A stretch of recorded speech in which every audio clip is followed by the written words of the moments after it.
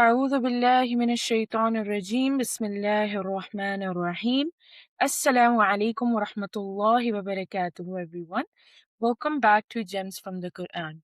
So today we will be reflecting on Juz 19, a Juz that quietly asks some very personal questions. Who is shaping you? What voices are you listening to? And what is your heart becoming slowly? This just reminds us that guidance doesn't disappear all at once. It fades through companionship, through words we absorb, and through hearts that are left unattended.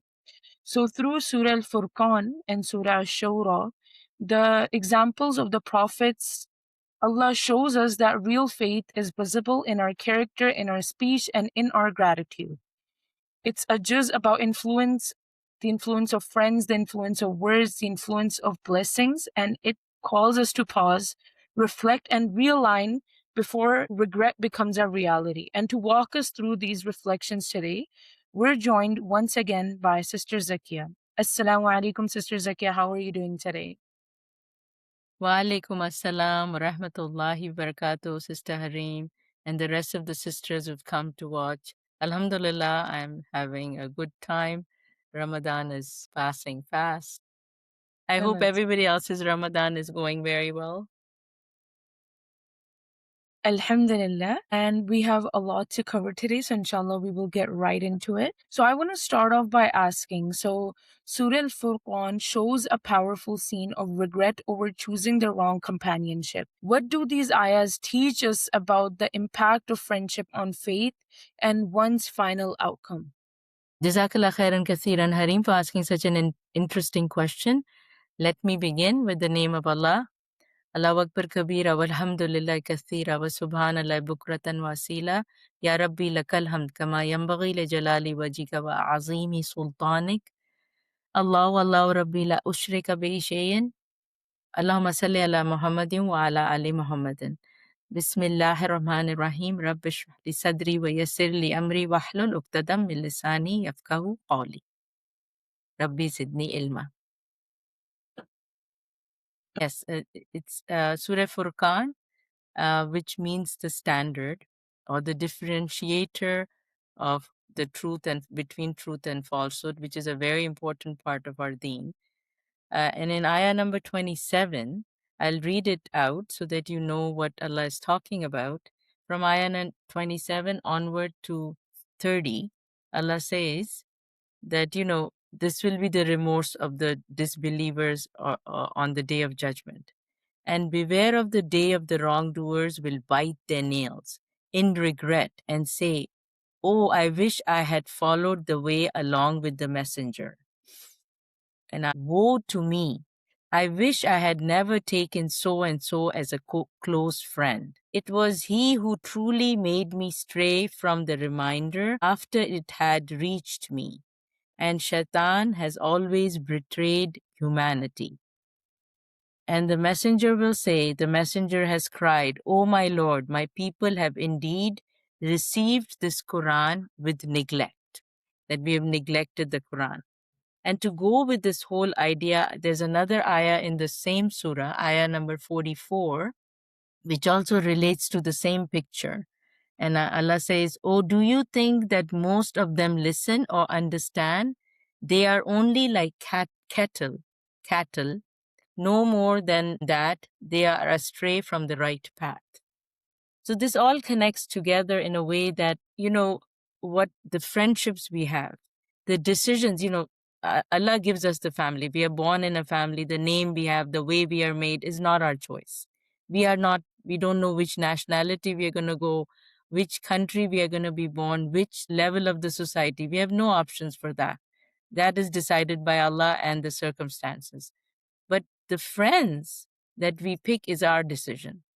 So if you are in a type of a person who's making wrong decisions and going and having bad friends, and it affects your whole outcome, so then you will automatically make a decision where you will not try to understand the Quran. You will not try to make a wrong decision concerning the Quran too. You know it is our book of guidance, right? Everybody knows that. But if it comes to you, even as a Muslim, if it comes to you, we might neglect it, we might even know about it, even understand it, but then still neglect in a way that we don't follow its rulings, or we find it outdated, nauzubillah, or stuff like that. So if you are a person who is prone to making wrong decisions about what type of friendships or what type of a lifestyle you want to have, you will make the same decision when it comes to Quran.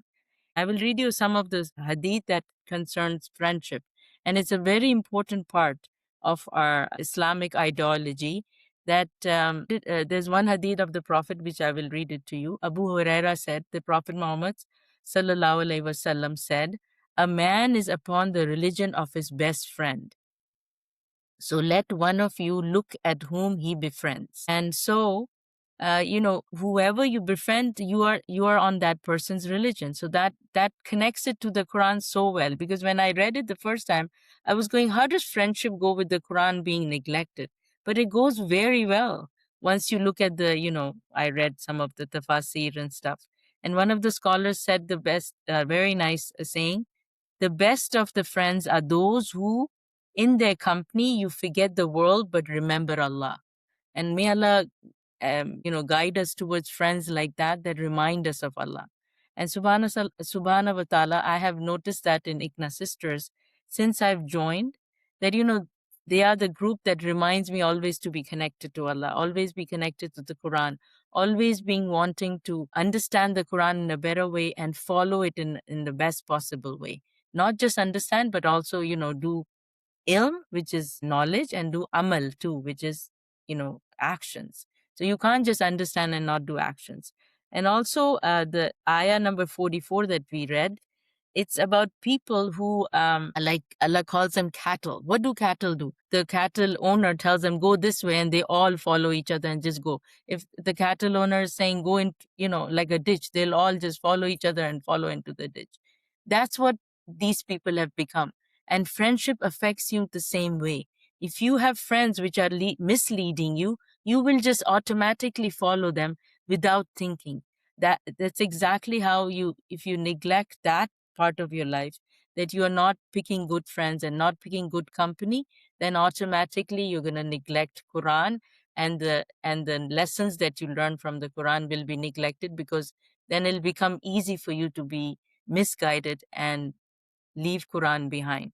And that's what it's such a sad thing that, you can see the sadness in the prophets, and all prophets must have said it, but Prophet Muhammad Sallallahu Alaihi Wasallam especially said it, that these are my people who have neglected the Quran.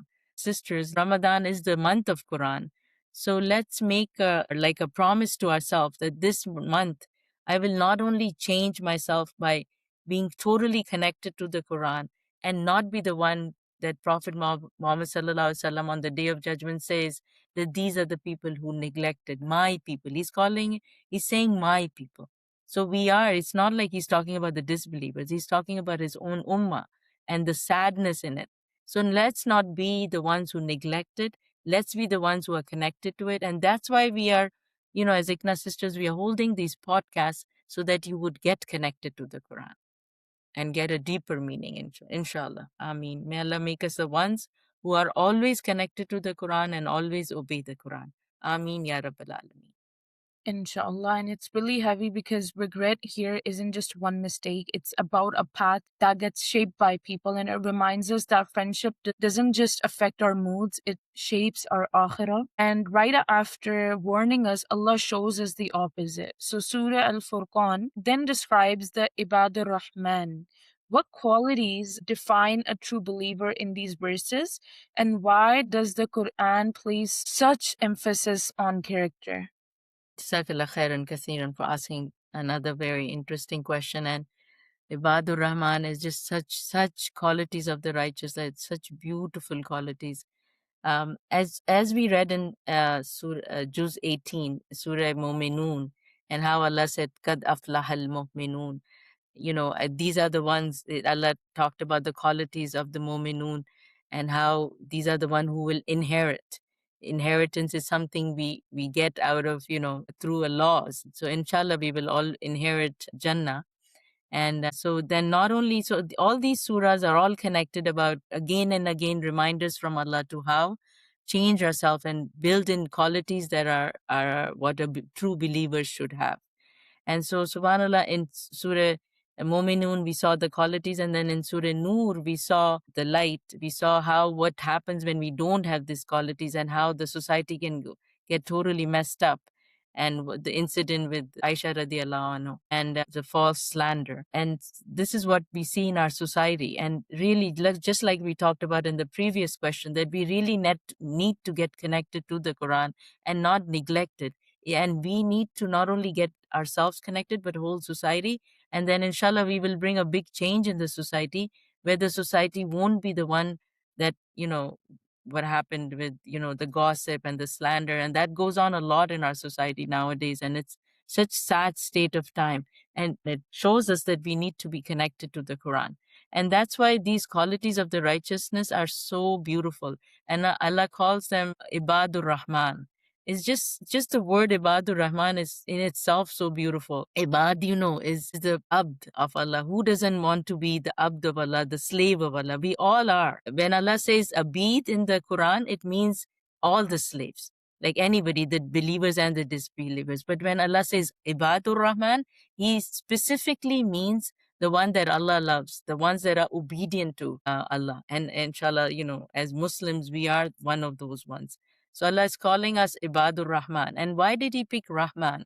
He could have picked any other name of Allah. Ibadur, Alim, the one who knows. Ibadur Kahar, the one who holds you responsible for any misdeed you do. It could be Ibadur Jabbar, the resorter. Could be, but no, Allah picked Rahman. Why? Because He wants, when Umar Sulaiman is doing a series on the names of Allah, and it's such a beautiful series, I would encourage everybody. And the way he talks about Rahman is that it's something immediate and right away. So Allah is giving us like a hint in just this word that, if you try to change yourself, I will be there for you. My mercy will cover you right away. So even if you are really far away from any of these qualities, we can always, in Ramadan, especially when the shaitan is tied up and our hearts are very soft, we can try to implement these qualities in our lives, inshallah. So let's look at it quickly. The qualities, the first quality Allah talk about is humility. Let me read the ayah number 63. The true servants of the most compassionate are those who walk on the earth humbly, and when the foolish address them improperly, they only respond with peace. Salam. So, subhanAllah, such a nice, humbleness is something that Allah really loves. When we have a lot, especially living in Canada, all of us have so much, mashallah. We are blessed by Allah. And then you kind of produces an arrogance in us that, I did it, my parents worked really hard. That's why we have all these facilities. Or I am well educated and I have a very good job. That's why I'm getting all these facilities. So we kind of become arrogant. We think it's all because of what I did or my intelligence or my parents or, my inheritance or whatever, right? So we kind of become arrogant, and that's why where Allah is reminding us that everything you have is from Allah, and Allah likes it when we are humble. And who are the humble ones? Like, how do we know that we are humble? So Allah gives us one of the qualities of a humble one is that when a foolish addresses them they improperly, like he's somebody is trying to like make you get mad, or hooking you with something and saying something that's going to really affect you and you get mad, and that's when you control your anger and you only respond with salam, not like saying salam, I don't want to talk. No, like peace. Instead of fighting back when somebody makes you angry or somebody's making you does something foolish, and it can be related to a mother and child situation or a husband and wife situation or a neighbor, and because all of these people have so much rights on us as a Muslim, we all know that. And if they're trying to cause a little bit of a problem or cause you to get mad or doing something that is really annoying, you control yourself and just be peaceful, and you turn away and you don't respond in a bad way but in a nicer way, and you try to understand, you have empathy, and you try to go into the other person's shoes, and you try to be calm, and you give, instead of getting mad or saying whatever they said to you, respond in the same way. You respond calmly and in a very nice way. And this is a quality that Allah, and this is the top. And all these qualities are not like the way the one of the scholars was explaining, that these qualities are not done like, okay, you do this and this also, and. No, it's not and. It's or. So you do one, and then the next one you try to do that too. If not, you do the third one. If not, you do.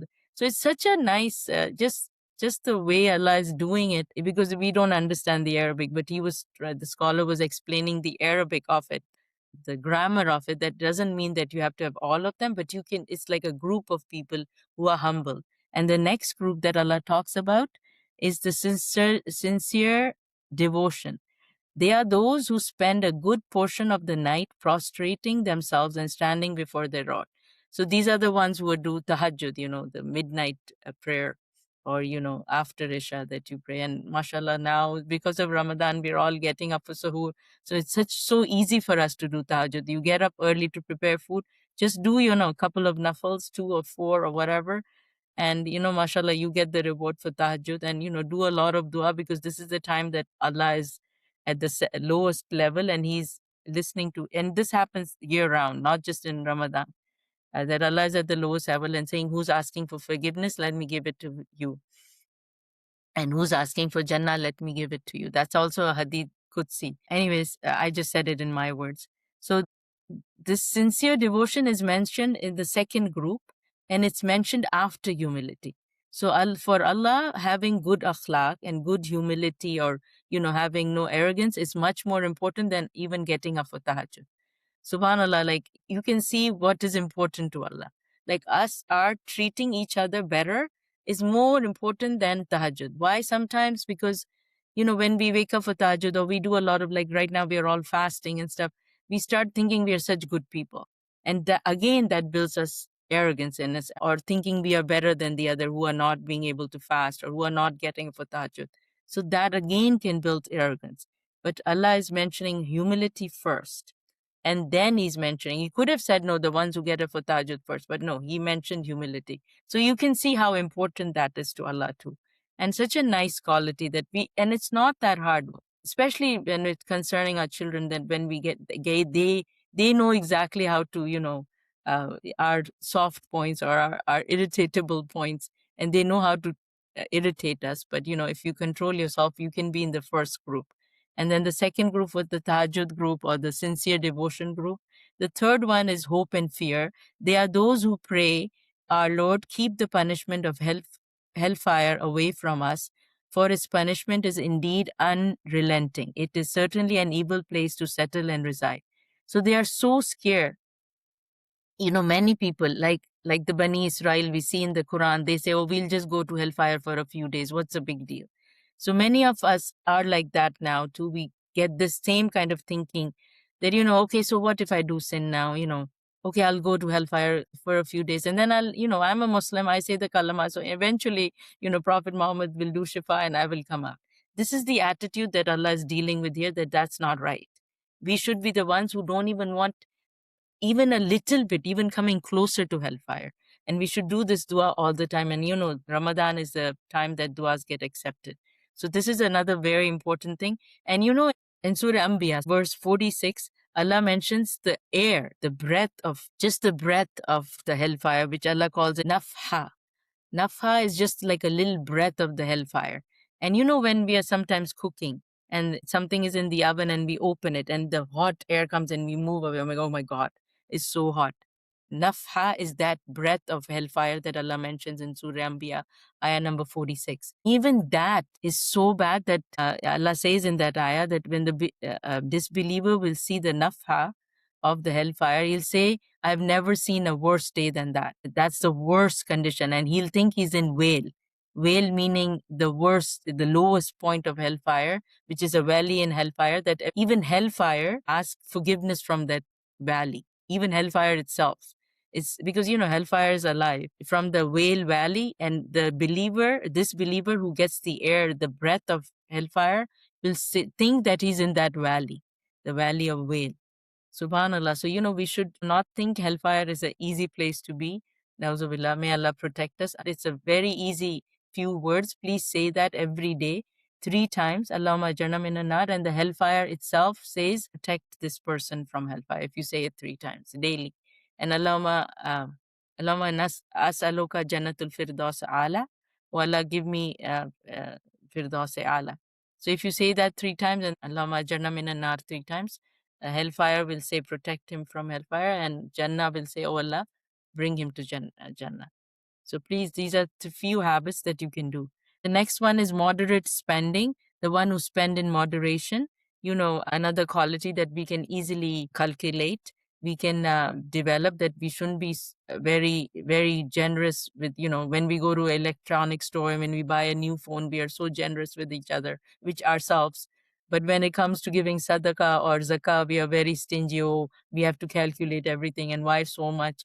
But when we go to buy, a new phone or a new car, we are so generous. I deserve this. And, so we have to think about how we are spending our money. The next one is avoiding major sin. Avoiding major sin, but Allah ends it with the ones who ask for forgiveness.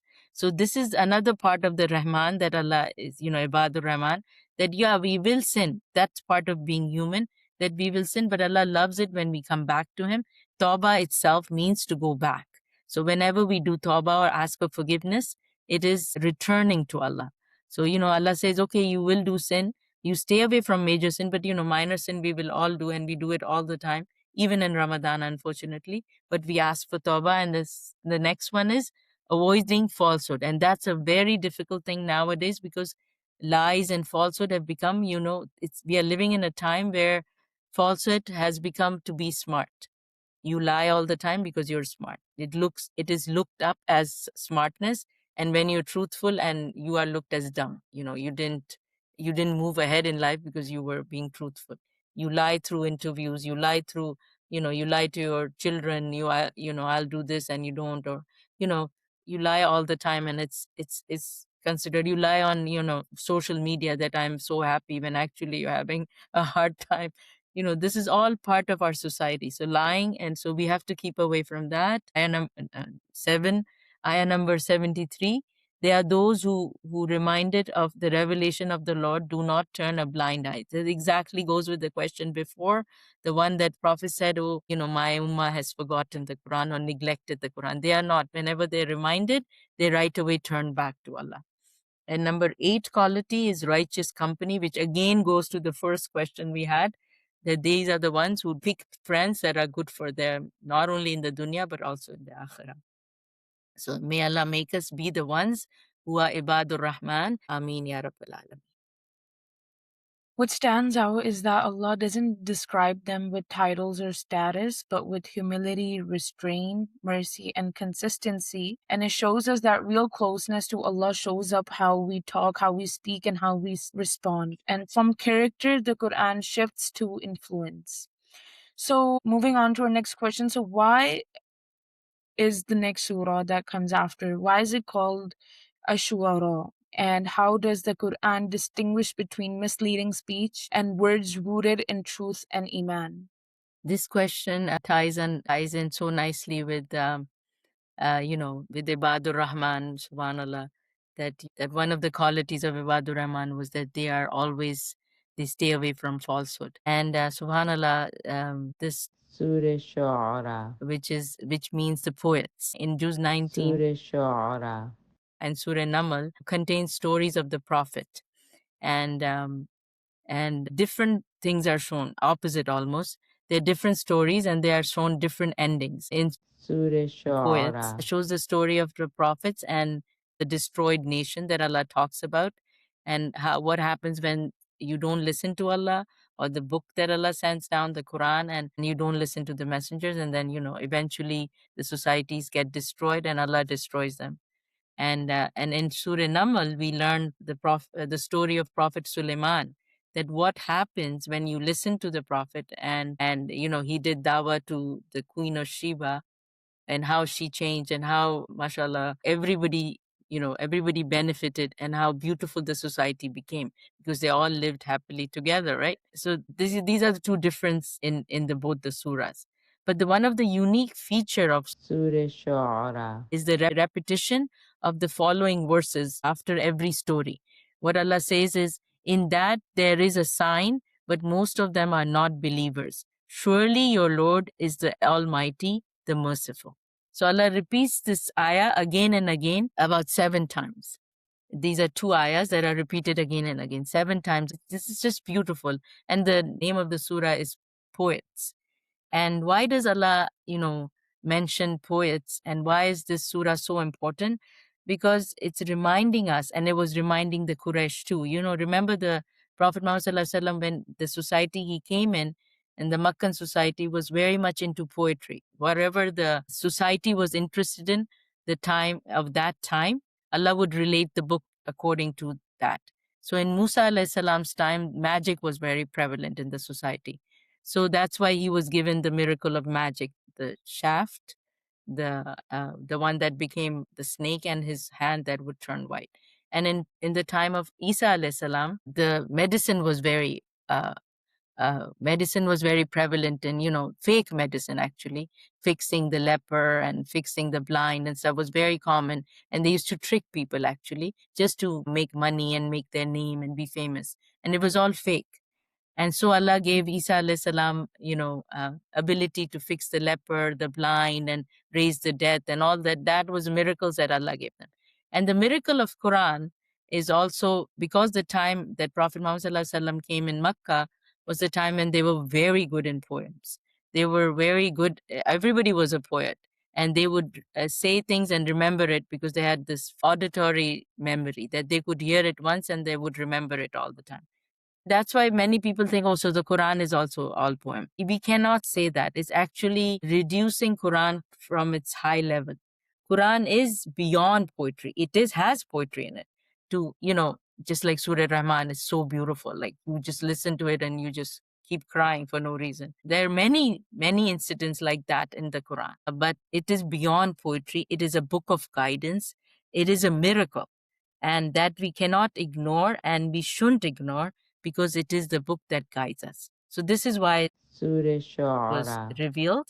And poetry is used, as you know, poetry is used to actually exaggerate, which is not true. That's why we cannot relate Quran to poems, because poetry is usually you exaggerate your love for your loved ones. And actually poetry was used at that time in Makkah and still is being used to incite desires and lead you towards sin.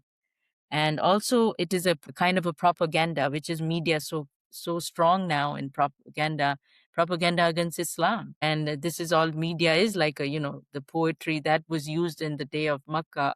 The Quraysh used to use that. So now, as a sunnah, Prophet used to have Sahabas write poem in the praise of Islam. So if we want to be in the media, let's use the media that we have now and use it in a way that, we praise Islam. So if you do that and you do anything, not just write poems, you can do anything. You can have like what we are doing right now. This podcast is using media, right? So subhanAllah, we are using the media to propagate Islam. And it's a sunnah of the Prophet because many of the Sahabas especially used to write poems to talk about the beauty of Islam. So I just wanted to mention this is why this is such an important surah. So that contrast is so relevant because words are powerful. They can move hearts toward truth or slowly pull them away from it. And the Quran reminds us that speech without remembrance can mislead, but words grounded in Allah give life. And that brings us back to the heart itself. So what is Qalb as-Salim as mentioned in the dua of Prophet Ibrahim alayhi salam, and why is purification of the heart essential for guidance? Yes, it's a very important question because, subhanAllah, purification of the hearts, there's so many books written on it, mashallah. And, I would encourage all the listeners here to go and read so many books, and so many scholars have written on the purification. And it's like almost like a science. And it's a very important part of our Islam that, we purify ourselves. Tazkiyah is something that comes from my name, so I love it. Zakiya comes from Tazkiyah. Tazkiyah means somebody who, actually something that you go and see the dirt and you actually scratch it off, like literally with your fingernails scratching it off. That's the literal meaning of Tazkiyah. Subhanallah. And that's what's so important in Islam, because, we sin. When we sin, our hearts get covered by sin. And there's a hadith of the Prophet, which I'm saying it in my word, that when you sin, it's like a black dot on your heart. And then you keep sinning, and the black dots keep multiplying on your heart, and till it becomes all black, unless you do tawbah. So, that should be another thing. Part of tazkiyah is to do tawbah, remembering your sin and crying over it, and, doing that, I did this, Allah, and, asking for forgiveness. And tawbah is to return by saying, I will try not to do it ever again, feeling real regret. So anyway, I wanted to read the Prophet Ibrahim's prayer on ayah number 83, which talks about Qalbul Salim, which is connected to the purification of the heart. My Lord, grant me wisdom and join me with the righteous. Bless me with the honorable mention among the later generation. We should memorize these du'as and do it in Ramadan, because, you have a possibility of getting accepted. Make me one of those awarded the garden of bliss. Forgive my father, for he has certainly one of the misguided. And do not disgrace me on the day all will be resurrected. Asking about not getting humiliated. The day when neither wealth nor children will be of any benefit. Only those who come to Allah with a pure heart will be saved. And he calls it Qalbul Salim. And subhanAllah, Qalbul Salim is mentioned twice in the Quran, and both in the connection of Ibrahim alayhi salam. Once Allah mentions it, that he came to me with this Qalbul Salim, and now this time Prophet Ibrahim himself is asking Allah that give me a Qalbul Salim. So subhanAllah, we will only be able to enter a pure place like Jannah with a pure heart, which will be Qalbul Salim. And remember, we talked about the 3 different kinds of nafs. And the nafsul mutma'inna goes with the Qalbul Salim. Qad aflaha al-mu'mineen, we talked about the 3 nafs. And the same thing, the mu'mineen who works on their nafs, the same kind of a concept with Qalbul Salim. They're all interconnected, and Allah just gives it in different ways so that we can understand it different ways. And what is Qalbul Salim is, it's a heart that is pure and sincere and has faith and emotion and has emotions of piety in it. And so we should all, try to get that heart. Again, we can try. It doesn't mean that we will all end up with getting Qalbul Salim. You never know, we might. Allahu Alam, may Allah make it be all of us be one of the ones who have Qalbul Salim. But, Allah doesn't look at the result. Allah looks at the effort. So if you make an effort, sisters, to get a Qalbul Salim and ask for it, Allah will inshallah make it possible. You never know. Miracles are possible, remember? Another thing that science has discovered, that, there are thinking cells in the heart, and that our emotional brain, or our heart, was created much, much before our rational brain, when we were, in the womb. Subhanallah. So they have discovered, and Allah mentions qalb in different forms in all over the Quran. And Allah says, people with dead hearts in many a times in the Quran. So, these are the hearts. That heart is something very important in Islam. And that's why purification leads to that. So, one of the easiest way to purify your heart is to think about your sin, cry over them, and, the wetness or the tears will actually get the rust or the dirt off your hearts, inshallah. And this is the best month when we wake up for tahajjud to do these things. So may Allah make us one of the ones who come to face Allah on the Day of Judgment with Qalbul Salim. Ameen Ya Rabbal Alameen. Ameen. And Jazakallah khair, Sister Zakia, for sharing these reflections. May Allah subhanahu wa ta'ala accept it from you and place barakah in your knowledge and time. Ameen. And Juz 19 leaves us with a powerful reminder. So your companions shape your direction, your character reflects your faith, and your words carry influence, and your heart determines your guidance, and your gratitude protects your blessings. If there's one takeaway from today, let it be this: don't just ask Allah for guidance, protect it through who you keep close and what you consume and how you respond to His blessings. With that, inshallah, we will end today's session. Subhanakallahumma wa bihamdika nashhadu an la ilaha illa anta nastaghfiruka wa natubu ilayk. Assalamu alaikum wa rahmatullahi wa barakatuhu.